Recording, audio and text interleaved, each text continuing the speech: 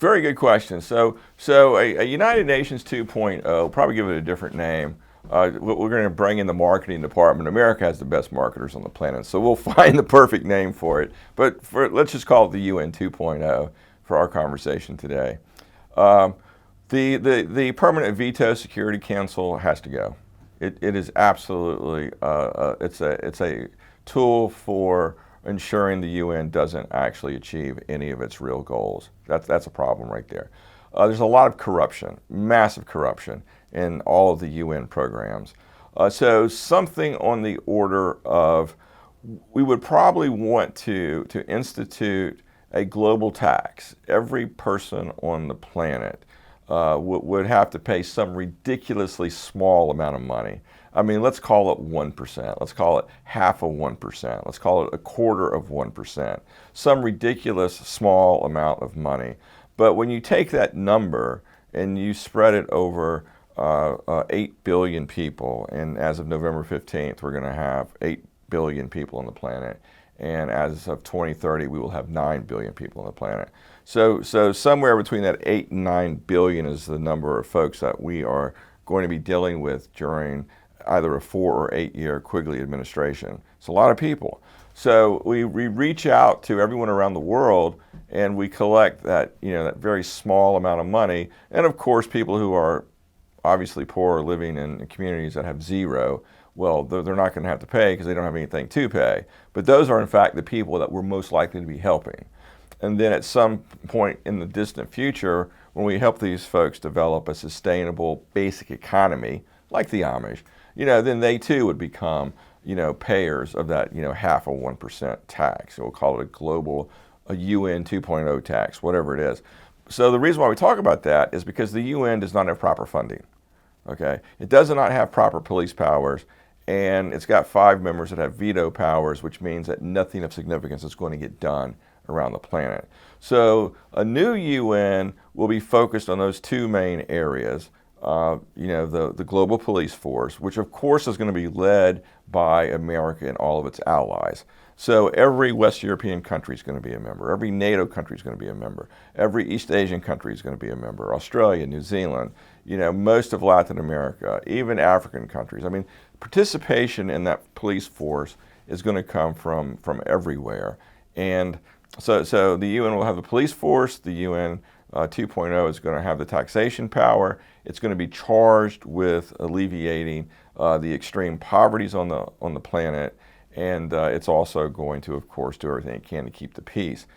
And that's it. I mean, it's a very narrow jurisdiction. It's not going to take the place of any national or local government, although the Quigley administration will propose that the new home base for the UN 2.0 is here in Washington, D.C.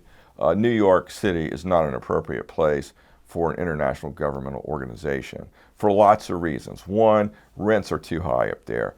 Too small of an area, too congested. It's much, much better to put this institution in Washington, D.C., which is already America's capital. It's already designed to handle this kind of business in terms of expertise. All of the embassies around the world, countries have an embassy here in Washington, D.C. The way it's designed is the community is spread out. We stretch deep into Virginia. We stretch deep into Maryland. We stretch all the way up to West Virginia and southern Pennsylvania, for example. So it makes way more economic sense and also day-to-day government and expertise sense to put the UN 2.0 right here in Washington, D.C. New York was it was never a good idea, and it's really doing nothing but making that whole apparatus that much more expensive. So that's sort of in a nutshell.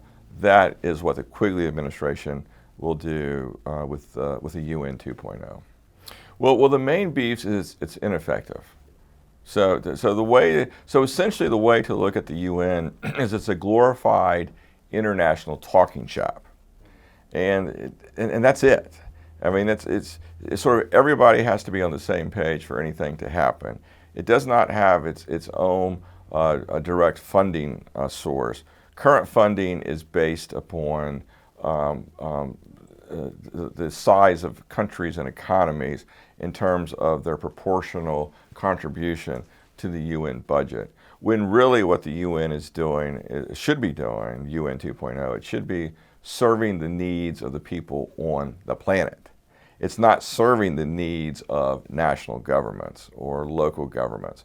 The whole idea is it needs to have a mandate that actually is helpful to the people on the planet. So if you step back and you put on your scholar's hat and you say, well, gee, if the UN 2.0 is going around the world alleviating poverty, helping economies form to at least the basic Amish level type of economy, people are becoming self-supporting, people are able to take care of themselves, and we have a robust international police force. Well, the result of that is rarely will we see countries like Russia invade the Ukraine.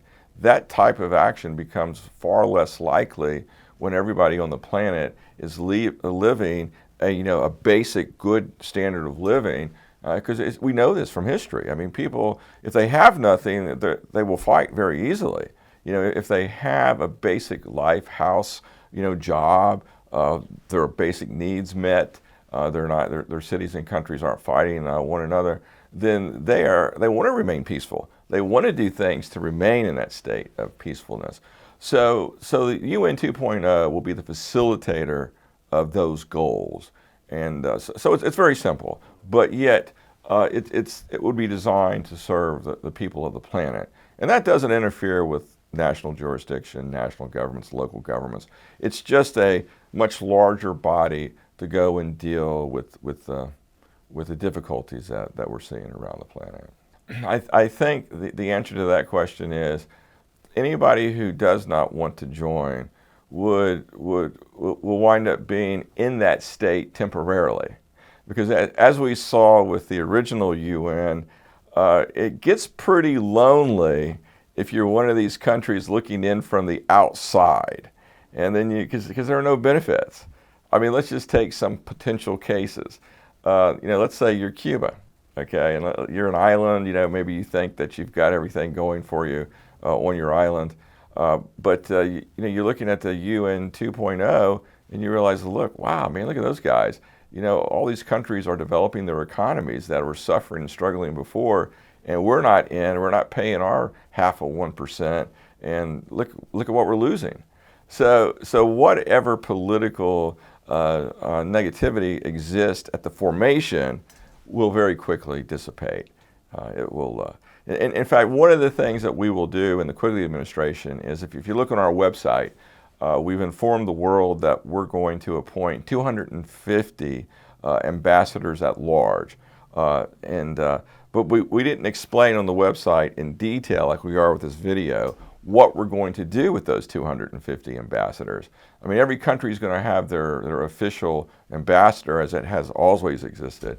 But these 250 people are going to be specifically charged with doing the negotiations with all of the other governments on the planet.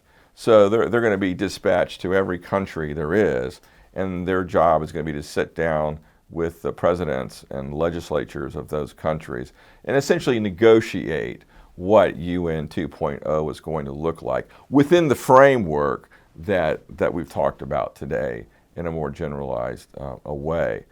So the idea that one, countries would not want to participate in that negotiation process, and two, they really wouldn't want to join, that would be most unlikely. And like I said, if that state of mind did exist in some countries, they wouldn't hold that forever. It would just be a question of time before they signed up to UN 2.0.